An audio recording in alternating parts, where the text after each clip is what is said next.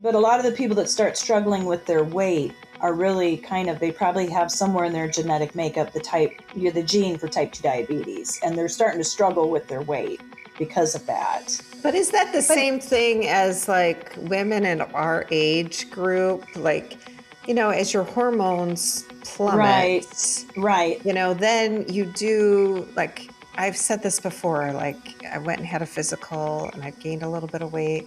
And she was like, well, you don't have as many hormones. You're probably a little insulin resistant.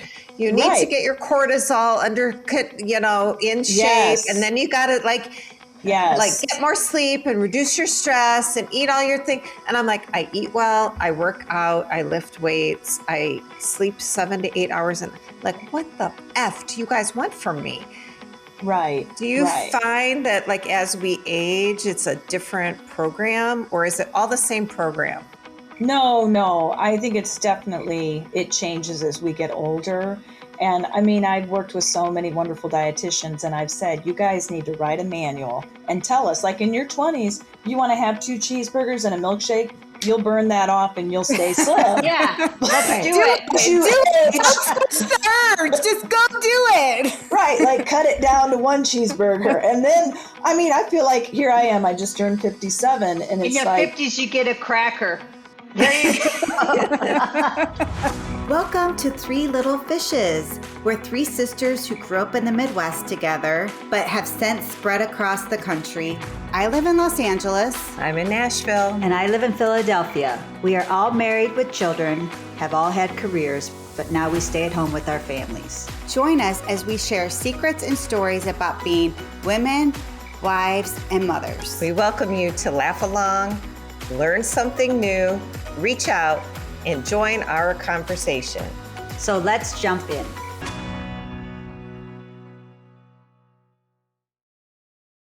What's up, fishes? What's up, What's fishes? up? Good to see you. You guys, I just saw in the news, Justin Timberlake is suing the Sag Harbor police, like in Long Island, New York, For what? Well, he got arrested for a DUI last year, and he does not want the footage to come out.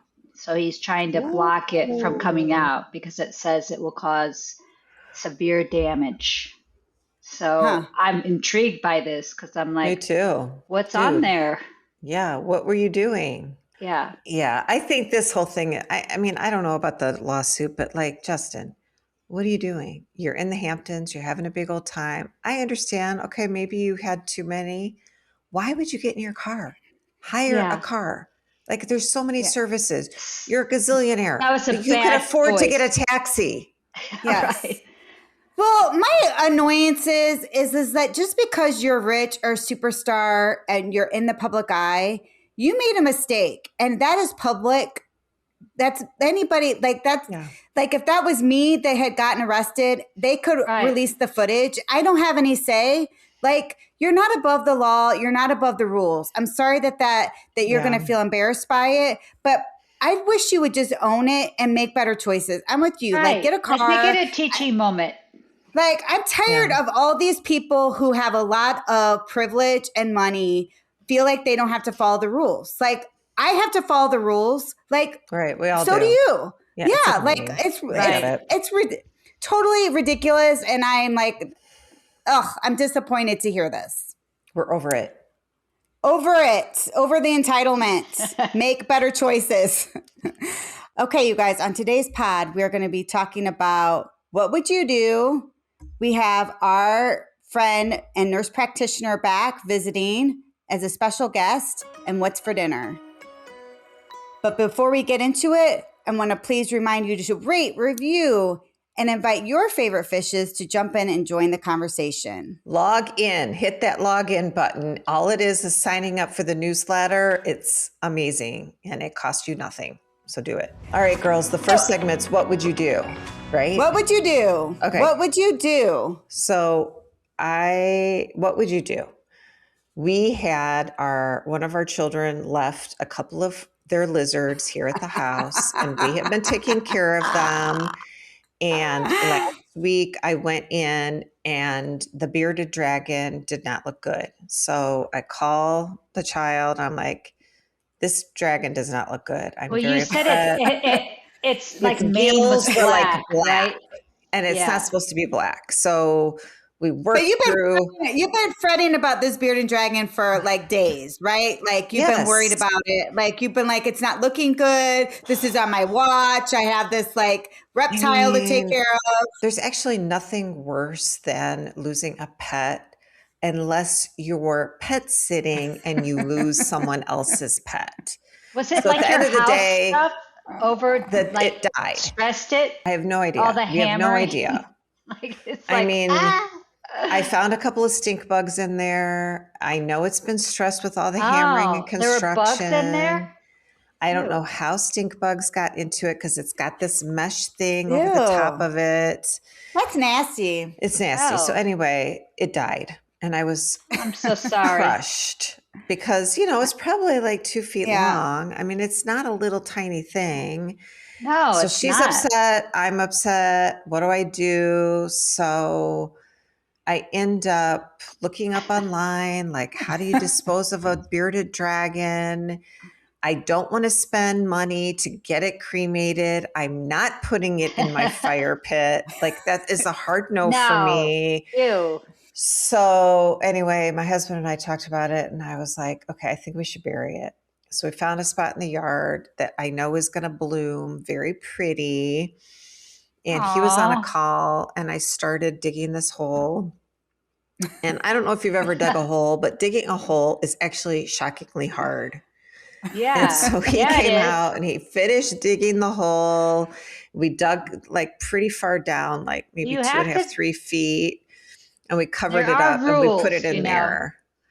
with Well, it. I didn't get into the rules, but I didn't have a shoebox, which is really what I wanted. I don't know why I don't have a shoebox. So I ended up putting in Yeah. a zip top, and I put the body Ew. in the hole, and we covered it up.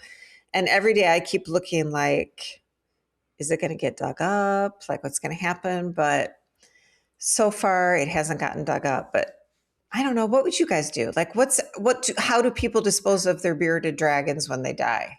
I want to I've hear. never Well, had one. I don't But- think I'll ever have one. I draw a line at reptiles. But I'm sorry for your loss. I mean, it was sad. I mean, we have a gecko, and I have to tell you, I think it's on its way out. I have to say, Kevin, no, it no, has a- Kevin. it has a large bump on its back, and the other day it ran into the rock and Cancer. and it started bleeding, and I was like, oh, Oh, my gosh, gosh. is this gonna bleed out here on my should I bandage this like gecko? You probably should like prep your son that you don't know. Well, But, I like, told my can you- husband, I kept watching it, and I kind of did put some pressure on it as much as he would tolerate, because they're not like First aid for the gecko. from Dr. K. From Dr. K. But I told my husband later that night, I said, Peter, please, will you like go check on him? And if he's dead, let me know. And he never like told me he was dead. So I guess he made it through the night. But I did think he was going to die. So what would you do? What would you do if you were in Linda's situation? And when Kevin goes, what are you going to do? Are you going to also just bury it in your yard? Can you do that? Like, isn't that against the law? Well, I mean, a gecko's a lot smaller, so Yeah, gecko's I don't little. know if it should go like in our trash or if we should bury it. I mean, I can bury it here in Pennsylvania because I did look it up because I was like, but we do have a dog too, and she has a super nose, so I'm just worried Yeah. like if we did bury it, like that would be the worst for her to dig it up. I mean, I'm just imagining the whole thing. So Linda, I feel for you. I mean, I think that's a tough It actually situation. was very traumatic and not fun. Yeah, I know. I feel sad for you guys. And I understand not wanting to to spend a lot of money. Like, was the vet just a lot of money to have it cremated? I actually didn't really look into it. I mean, I did kind of like look. Seriously, Nancy? I did kind of like look a little and just see like what's the range. It can be $75 to $150 to get a lizard cremated. Yeah, I think you not did to the be right. I think you heartless, did the but- right thing. I mean, maybe she would want the ashes. And I just know in Los Angeles, you cannot bury animals in your backyard. So I like am a rule follower, and I would like not be able to like break the law like that. I get it. I'm too. And we know. can here in Tennessee, so Yes, we can in Pennsylvania too. So. I mean, okay. So what would everybody else do? Are you burying it yourself? Are you, cremating it? Are you taking it to the vet? What would you do? Yeah. Kathy, you think Millie would dig up your gecko? Very possible, for sure. So we also had an interesting thing happen with our dog too, and it makes me ask you, like, what would you do? So we have our dog, Millie, who doesn't want to get out of the puppy stage. She's only one, right? Or is she two? She's going to be two in April. She's going to be two. Okay. But she acts like she's 6 months old. And she eats everything. And like I have pods in my house that keep her away from like our shoes and things, because I'm like, no, you're not going to eat these $200 pair of shoes or whatever. Like a pod? You mean like invisible fence pods? Where yeah, like an invisible fence. Not like, yeah. So she doesn't come near stuff that I have the pods out. But over the weekend, we went to a lacrosse game for my son, and we had to gear up because it was cold, and we had blankets, and I threw in my cashmere like poncho cape, because I was like, it's getting a little bit warmer, and I was like, maybe I'll be able to wear the poncho, not have my coat. And I wasn't even going to bring it, but I brought it anyway, and we came home. I didn't wear it. I threw it on our kitchen table along with the blanket, and sure enough, the next morning, my husband comes down. I'm actually working out in the basement. And I was like, what are you doing down here? He's like, well, I wanted to tell you something. I'm like, what? Dun, dun. I was like, what? Is like, somebody sick? Like, what is it? Like, no, it's like, what happened? Did someone die? He's like, no, but you're going to be mad because Millie ate your cape. Your cashmere cape and our blanket. She took both of those items from the table, off the table, took them extra bad, outside and started eating them. And he showed me my cashmere wrap has holes like all in it, and I was just like, oh my god, that dog has caused me so much anxiety. And I mean, I don't know how you train that out of them. I don't know. If you know, please let me know. But are you worried that she gonna get like stuck, like something stuck in there, like all that fabric? Because yesterday I actually had to work, and I came home, and there was a big. This is gross, but a big pile of throw up on her bed, which was lovely. And I'm like, oh my gosh, you do not have a blockage, do you? That was like my first thought. Like, my cashmere is like in your belly and you can't get rid of it. And I went there. But so Linda told me you should put some oil on her food at night to help her kind of maybe help pass whatever's in there. Get out of here. You're saying that oil is going to help pass? I don't know. Like I'm desperate. The cashmere? I mean, intellectually, it seems like it would work. I don't know. Oh my god! Oh my god! Okay. I have to say, I did watch her this morning, and I think things are fine. But I don't know. So what would you do? She is naughty. What would you do? Would you put oil in your animal's food and help that it like lubes it up so it like moves through the intestines? What would you do? What would you do? What would you do? Upset with her. I scolded her. I wanted to do more than that, but I was like, well, you know what? Maybe it's not totally her fault because she's oral and you're a dentist. So maybe it's a little nod to you that she's extra like oral fixated. No, that would drive me crazy. Because you feel like you can't pregnancy. leave anything out. Like nothing is safe. So Hell, that's a no. no. All right. Well, You what wouldn't would be you do? laughing if it was yours. I 1000% would not, but I would love to hear. Like, what would you all do with these like situations? Coco would never act naughty.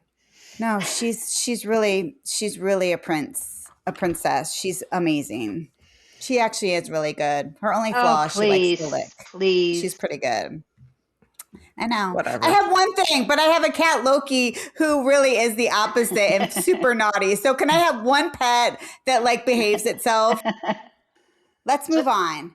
So today we have a special guest with us, our nurse practitioner friend, Lori Gudat, and she has come to visit to talk to us about glucose monitors for the non-diabetic.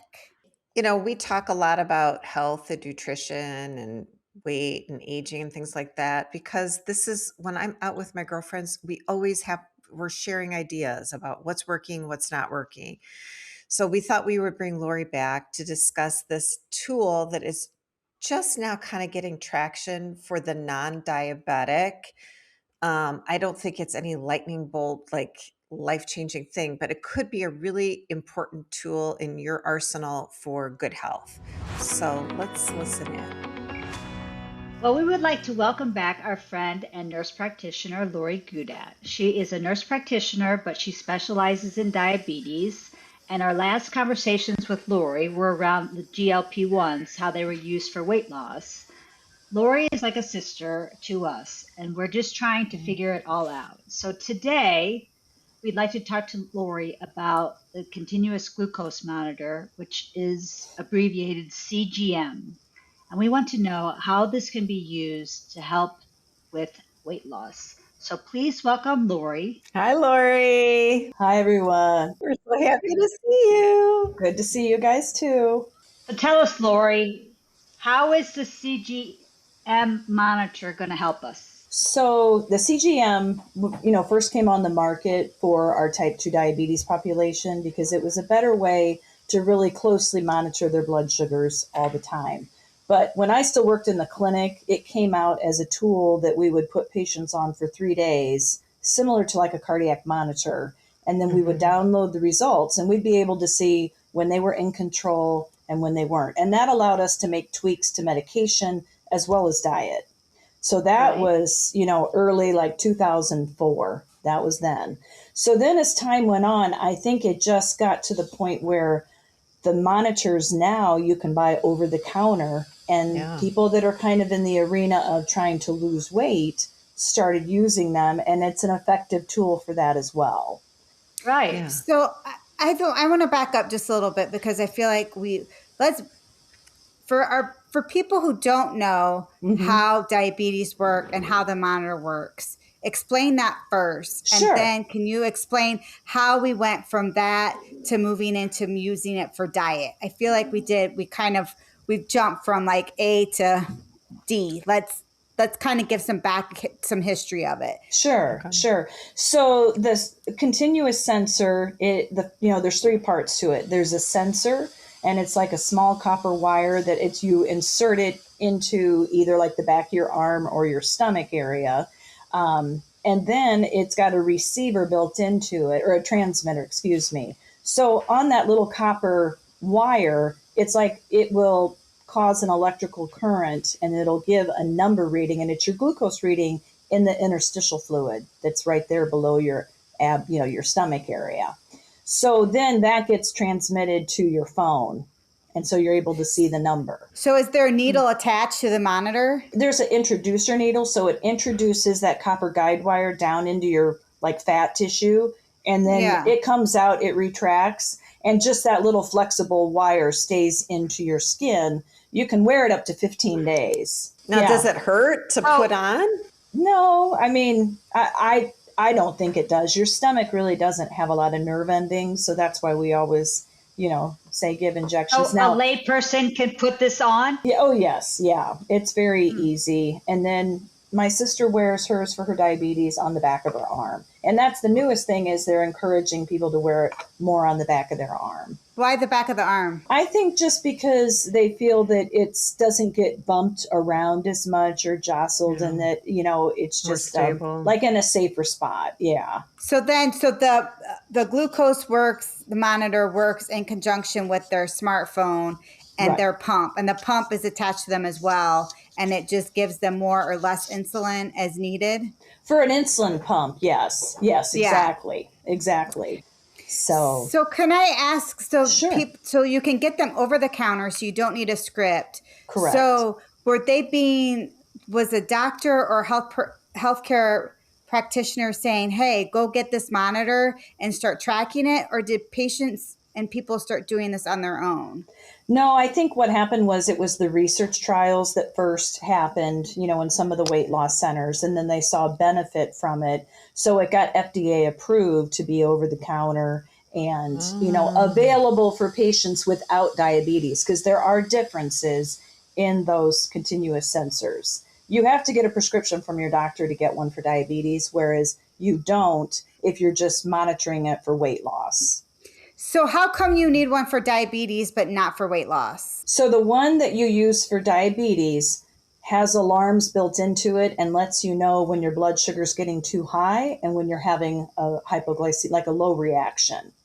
Because that can get dangerous for our patients, with type 1 and even some of our type 2s. Whereas if you're just using it for weight loss, it doesn't have that function. That functionality is not built into it. But it's tracking those big spikes, right? It just lets you know when you're going above your target range, but you don't really know an exact number. It just says you're going above 180 or 200 or whatever it's set at. So what is the big deal about that? Like, who cares if you have a spike in glucose? Sure. So, moving into a new job as I am, we use the continuous glucose sensor with the insulin pump. They're paired together. That's how they work together. But I wanted to get more familiar. I've worn sensors before, but I put one on a couple weeks ago and wore it for 4 days. So what I noticed is, depending on how much I ate at dinner time and what like the composition of food was, I could watch my blood sugars go a little bit higher after the meal. So then it's just kind of like the psychology changes, because you think, if I ate like a chicken breast and vegetables, my blood sugar won't go as high. And you want to see good numbers. Like, we're all looped into that. We want immediate good feedback that we're doing a good job. And it provides it because it's right there on your phone, and it tells you like what's your percentage of time in range, which means your blood sugars, how often are they in this 80 to 140, range, which is a good controlled range. So if somebody does go off the rails a little bit, like you were on vacation and maybe eating some more sweets or whatever that you normally do. Yes. Pina coladas. Did you notice it took a long time to like get those numbers back to normal? Or well, for me it was interesting because the one night I think I kind of was just tired after dinner, and I sat on the couch and my blood sugars were higher. So I purposely the next night walked like 10 laps inside my house, and my blood sugars never went as high. And I thought there really is something to that, like getting your cells awake and active. But, you just start to take more accountability for your health when you've got a monitor giving you feedback every 15 minutes, what your blood sugar's doing. So then how did we jump from this was a diabetes tool to weight loss? Well, I think because what's happening is a lot of the people that are using it in the weight loss arena probably have pre-diabetes and just don't know it yet, or they have it and they're not at the point where they're going to be diagnosed and take medicine for it, but they could still do a lot with diet and exercise. So if they wear it and they can kind of see instant feedback on if I make healthy food choices, my blood sugars stay more stable. What happens is when your blood sugars go higher after meals, if your body doesn't utilize that sugar, it stores it as fat. And that's why you gain more and more weight. It's like they're not even eating as much. You would think, and that's the whole problem with insulin resistance and then, the weight that's related to it. So the new, like the continuous glucose monitors that are over the counter, they're actually kind of touted as good for metabolic health because they're helping you understand how your body metabolically is reacting to different foods and to like increased levels of activity. So are these good for people that are really like overweight, like obese, or are they good for people that need to lose like 10 pounds? Like, is there? I don't know that there's really a delineation between people that are just overweight versus people that are obese. I mean, I kind of looked into it to research it on my own just to see, and they actually said food journaling is still like the number one way to hold people accountable and to, lose the weight. But Yeah. I think different people react differently. Like I've actually been food journaling a little bit myself just to kind of see like how many yeah, calories I'm eating. right, Like if right, I saw this the CGM and saw that, oh my gosh, after I ate that, I spiked way high. I right. think that would be very meaningful to me. Yeah, Like I I don't think you realize what you're doing when you're eating these things. You don't think about it. I agree because I've done Weight Watchers in the past. And, as long as I was writing it down, going in and weighing every week, I lost weight, and like our teacher in Weight Watchers would say, if you bite it, you write it. So you keep track of all of That's that. actually a good saying. If you bite it, you write it. Right. So I guess for me, what I am like getting like stuck on is how are people deciding to go buy these glucose monitors that are not diabetic? And then the flip side of that, all the research so far has been on the diabetic body, which is different Yes. than a non-diabetic body, right? So Right. But a lot of the people that start struggling with their weight are really they probably have somewhere in their genetic makeup the gene for type 2 diabetes, and they're starting to struggle with their Oh, weight because of that. But is that the but same thing as like women in our age group? Like, as your hormones plummet, Right. Right. then you do like, I've said this before, like I went and had a physical and I've gained a little bit of weight. And she was like, well, you don't have as many hormones. You're probably a little insulin resistant. You need to Right. get your cortisol under, in shape. And Yes. then you got to like Yes. get more sleep and reduce your stress and eat all your thing. And I'm like, I eat well, I work out, I lift weights, I sleep 7 to 8 hours. And like, what the F do you guys want from me? And what I'm kind of wondering is it like I need to be eating different things as I age or eating less as I age? Because what I'm doing now is not what I did in my 20s and 30s and even 40s. Right. Do you Right. find that like as we age, it's a different program, or is it all the same program? No. I think it changes as we get older. And I mean, I've worked with so many wonderful dietitians, and I've said, you guys need to write a manual and tell us, like in your 20s, you want to have 2 cheeseburgers and a milkshake, you'll burn that off and you'll stay slim. yeah, let's Right. do do it. it. Do it. Don't splurge. Just go do it. Right, like cut it down to 1 cheeseburger. And then, I mean, I feel like here I am, I just turned 57, and In it's your like, 50s, you get a cracker. yeah, I think you have to start, I think, developing tastes for really healthy foods because they don't, I mean, I know the dietitians are probably giggling because like they knew it all along. Like you Yeah. actually feel fuller with healthy foods and your blood sugars don't spike. And so your blood sugars stay stable, metabolism stays stable, insulin resistance goes down. I mean, it's just easier to maintain the weight. Yeah, But what if you're doing that's all of that? Like, I don't eat processed foods very often. And Right. still, you know what I mean? So then I'm kind of like, so the continuous glucose monitor is one tool, but then Right. there's also these like fancy medical scales that sort of scan your body and tell you like all the things. It's like we've hit the Jetsons or something. Like Amazing. And then there's like these other tools like Lumen where you blow into that and Right. it measures different. Yeah, it's I your mean, I carbon don't. dioxide. And so it's telling you then like what your next meal should be.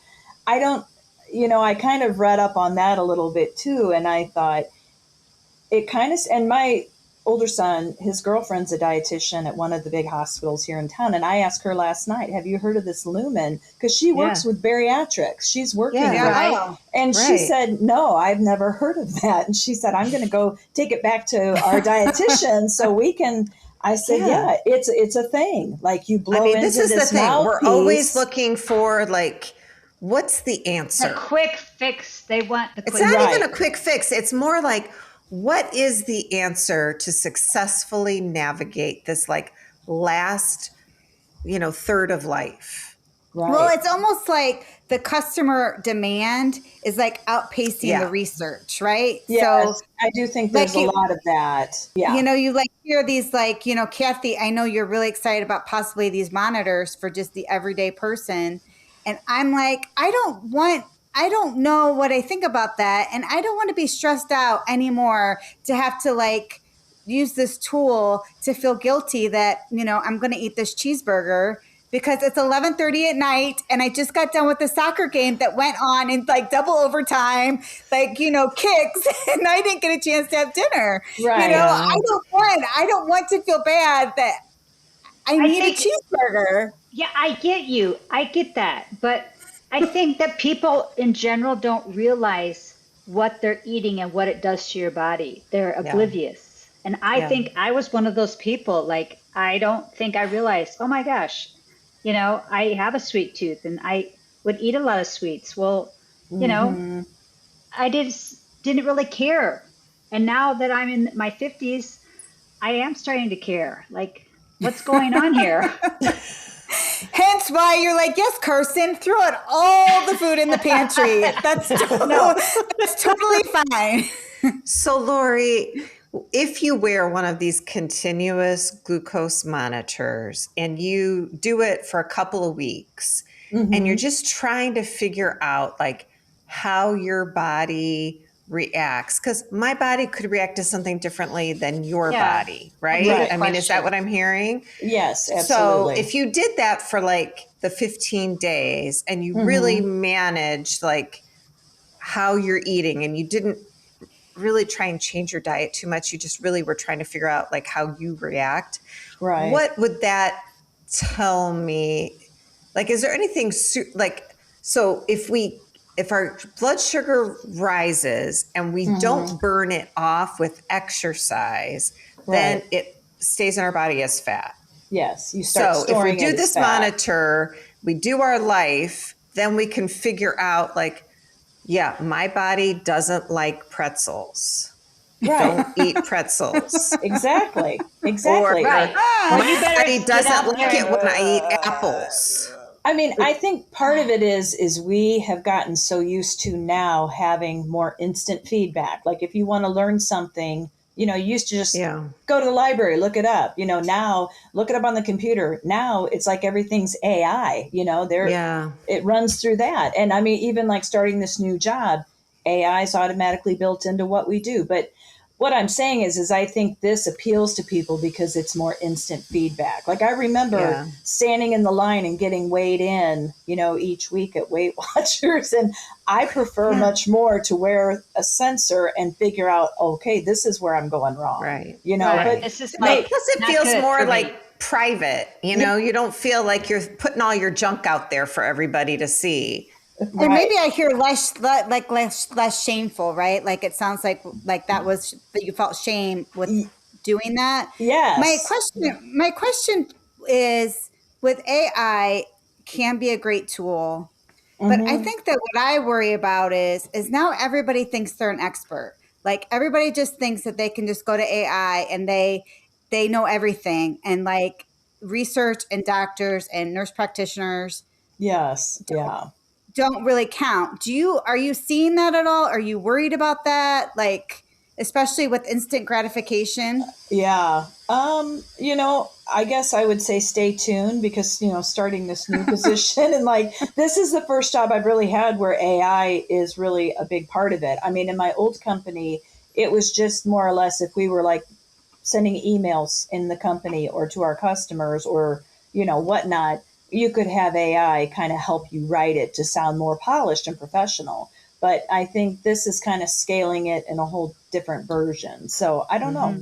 I'll let you know. So is there a No, downside to having one of these continuous glucose monitors? Like, is there any bad stuff that could happen with it? Like, what's the Well, downside? For a non-diabetic, right? I would say, for the non diabetic, it would just be if you're sometimes people have skin reactions to the adhesive tape and they can have allergic reactions. Okay. Or if they're not paying attention, if you were trying to wear it, I only wore it for 4 days and then I was just ready to be done with it. But if you wore it the full 15, there's always a chance it can get infected. Can I ask you why 4 days? Why by after day 4 you were like, no, I don't want this anymore? Well, for me, it was just because my blood sugars, like what the goal is to try to have them in a 70%, 75% time in range. And that means I'm staying in that. Mine were like 92, 93%. So I was really pleasantly surprised because I thought, okay, I'm doing you were better than actually I doing thought. well. Yeah. Yeah. So, Yeah. and then my skin was getting really itchy where it was. Yeah. The older I get, the more sensitive skin I have. I have to be careful Yeah. with makeup and lotion and Yeah. Right. all of that. So I didn't want to take a chance on it turning into like a big skin itchy rash. I just thought Yeah. I know I've found out the data, and I mean I'm sure down the road I'll probably do it again just to see where I'm at. Yeah. But I guess one of the goals, you're not trying to like have these big spikes, right? In Right. our blood sugar. right. So what is, like, in your opinion, like a good snack or protein snack for somebody that is not wanting to see these big spikes? We used to always kind of counsel patients, but it's really good for anybody. Cottage cheese is a good source of protein that won't spike the blood sugar. Peanut butter, like on apples or crackers, that's always good. Nuts and, fruit together. They always say, like, clothe your carbohydrates. Don't eat fast acting Yes. carbohydrates by themselves because they break too quickly into sugar and can spike. But if you pair it with protein, and then, cheese and fruit or cheese and crackers, kind of the same thing. Cheese and crackers. My dream meal. Which is my dream meal too. I love it. Like a little I know. brie and a cracker. I mean, Good. please, you're talking my language. I'm I all know. about it. I know. But I mean, like, as I get older, I tried making this Italian 3-bean salad because really, like, that's what you should be eating, more of that, because it's high in protein, low in carbs, full of fiber. High in fiber. Yes, and Yeah. Okay. everybody loved it. So I was like, I should just meal, I'd like try to get psyched up, like I should meal prep and make that and take that in lunch every day, but I haven't done it yet. But Yeah. I know, best intentions. I mean, it's Right. I do find too, like as we age, it is really hard to manage the fat content while maintaining higher protein and Yes. higher fiber. So Right. that's like the sweet spot. So I'm sure this has been researched, but like if you have a meal, I think we talked about this with Kelsey. She was like, if you have a big meal, you should go take a 10-minute walk. Right. But really what I'm hearing is if you have any kind of a meal, especially maybe a high carbohydrate meal, and you know your blood sugar is going higher, you should take a walk around the block if you can, or Yeah. walk around Right. the house Right. and get your body moving. And that helps your body process it. So maybe we won't have as much retained fat. Is that what I'm hearing from you? Yes. Yes. Yeah. I'm doing it wrong. I mean, my cheese and crackers in front of the TV is not doing it for me. Okay. So when you talk about your, like, what's the ideal number of your blood sugar? We wouldn't know that without a monitor, right? You don't know that. And what is it for, like, is it different for each age range? No, it's all the same, for the adult population. And for kids, I mean, now that's like if they have diabetes, we want them to run a little bit higher just because the brain's still developing and you don't want them to go too low. But no, for our age group, like when I wore the CGM and it was just an over the counter one, 80 to 140 is the range that kind of shows up. And That's kind of big. yeah, I mean, but that's so that if it's 2 hours after the meal, like if we, what we say is like normal pancreatic function and your body's doing everything it's supposed to be, you can be as high as 180, like, an hour after meal. And then by 2 hours, you should come down to 140. So if you're still up high, that's a sign that you've got insulin resistance on board and you need to probably be changing your meal plan a little and getting more exercise after the meals. Okay. They're the largest meal of the day, Yeah. Okay. I had gestational diabetes, and I remember them always saying, like, if you're like at lunch, you ate something, you need to check your sugars. If you're high, you need to be exercising, like Linda was saying, like take a walk around the block or whatever. And I was like working in my dental office, and I would walk around and I'd be like, oh, I got to go walk because I'm high. Mm-hmm. So is someone like that, am I like at risk later in life to get diabetes? Well, yes. Once you have gestational diabetes, that does increase your risk. And so starting at age 45, you should have your hemoglobin A1C checked, like part of your checkup. Oh, that's in the ADA, like the American Diabetes Association guidelines. But yeah, even now they're finding the offspring, because I had gestational diabetes with the first pregnancy. So even your offspring is higher risk for type 2 diabetes. Really? And the way it like works, all of your offspring, like it doesn't matter. Well, if you had it with all of them, but I mean, did you develop it in your other pregnancies, or was it just? No. Yeah, that's how I was. Because I didn't take very good care of myself when I was a nursing instructor, and I was carrying some extra weight, and I lost weight in between pregnancies and got more active because I started working at the diabetes center around the dietitians, and so I never developed it the second time, which they say usually once you have it, you're going to have it again and it's going to be worse, and you'll need insulin. Mm-hmm. And so I was happy I beat the odds. And I mean, so far, I haven't developed type 2 yet, so I'm happy about that. But okay. I mean, is there anything you think you can do to avoid getting type 2? Like, really, it's just, eating a healthier diet and maintaining a healthier weight and staying physically active and really kind of monitoring your stress and trying to control your stress. So it sounds like for some of these, for these over-the-counter pods, the sensors.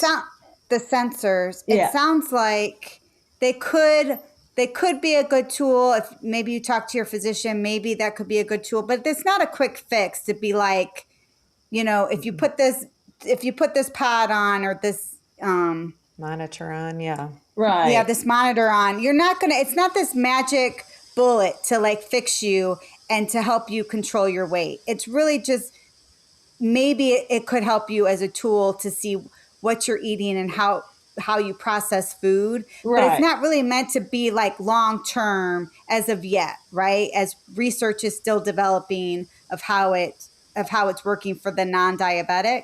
Yeah, I think that they get used a lot like in the weight loss centers, and then those patients are following up with a dietitian, and they're probably keeping food logs in conjunction with, because you can download, after you wear it for 2 weeks, those 15 days, you can download all of that into a computer, and then they have lots of ways of looking at, well, it looks like every day at 2 p.m, you're spiking high. Let's see what you're eating for lunch, and right. I mean, there's lots of that. That's what we do in the diabetes population. We can figure out by looking at patterns what's going on. Whereas when you do Weight Watchers, it's more of a, crapshoot. I mean, calories in, calories out. Yeah, you can count your carbs. And this could be more beneficial, you think, in the long run? I do, because I think it gives you more, more information and can help you in real time make changes, Yeah, like hitting you on the head with a hammer. It is a very interesting concept. I do think, whenever if you can afford it and you are willing to put in the time and the energy, this could be a great tool in your toolbox for, maintaining or becoming a little bit more healthy. Yes. So, I mean, it is kind of an amazing thing. Yeah. I think it's a great thing, but right now I don't think insurance companies are really covering it. Yeah. And I looked online and it's $89 to get 2 sensors. So if you want to wear it Yeah. continuously, but what I might do is just kind of wear it sporadically and then see what my body's doing, Right. Well, Lori, is there anything else you want to share with our listeners? Any other little nuggets that you feel like I want to tell them? I think the best thing is self-love and hang in there. Like, Oh, I love that. yeah, I mean, I think that all these things are treatable and there's light at the end of the tunnel. And so we just kind of have to have a sense of humor about it. I mean, Yeah, don't be so hard on yourself. yeah, I mean, I think because I look at my parents, and the phase they're in, but I just think every day is a privilege, and Yeah. we just got to stay in it, for the long haul. Fight the fight. Yeah. Yeah, exactly. We all don't want the same body type, right? Like the idea is to be healthy, not Yes. necessarily all the same, right? Right. Like, I mean, Marilyn Monroe, like, was at once considered obese, right? Like, but she was gorgeous. Right. Yeah. In today's world, her size 12 would have been shunned, because she's not a size 4. But Yeah. I think, we've kind of lost sight of just being healthy and being happy and, Yeah. Yeah. Good advice, Lori. Thank you so much. Thank you. We appreciate you being here. You're very welcome. All right, you guys. I thought that was super interesting. And one takeaway I really found interesting is that she used that these monitors are being used a lot with nutritionists, weight loss centers, and just as another tool so people can see immediately what they're putting in their bodies and how their bodies are reacting. I would have never thought that these glucose monitors could be used in that way. So I thought that was kind of fascinating. I think my big takeaway from her is I think you have to be aware of what you're putting in your body. You definitely need to eat more whole foods. Eating a lot of junk and processed food does cause spikes in your glucose. So you don't want that. And I think I never really thought about it that way. So that was kind of eye-opening for me, is just kind of be aware of what you're eating. And I think most of all, too, is to love our bodies, right? To give ourselves enough self-love is what she said, and not beat ourselves up so much. Try to do the best that you can. Right. If you have the extra resources and you think that this tool could be helpful, you could try it. You could talk to your doctor. If not, you could still journal. She said that was a really good way to still do that too. But mostly she really also talked about self-love. Yeah. And we're all on this journey together. All right, y'all, what's for dinner?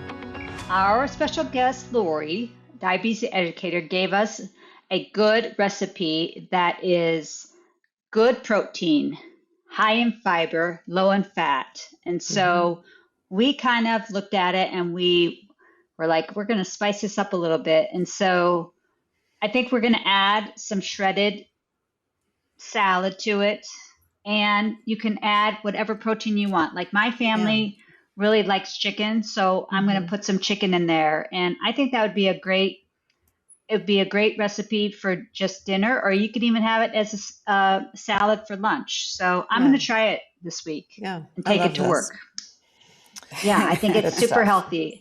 And I actually love garbanzo beans, so I think it'll be good. Yeah. But you can make it your own, right? Like we'll put in a recipe in the show notes, but you can substitute whatever you want. You can really make it your own. But the idea is to get high fiber, high protein, low fat. Yeah. Yummy. And it try to be is very satisfied. Filling, which will make you not hungry. So that's the bonus. And hopefully not gassy. Like Linda just made a joke. She's like, take your Beano. Yeah, hopefully not.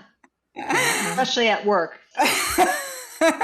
Let us know what you guys think. I know this is a journey of trying to just make food interesting, healthy, and filling, right? So it's tricky. So let us know what you think of it, the Mediterranean 3-bean salad. We want to thank you for listening to our podcast and letting us sisters jump into your day.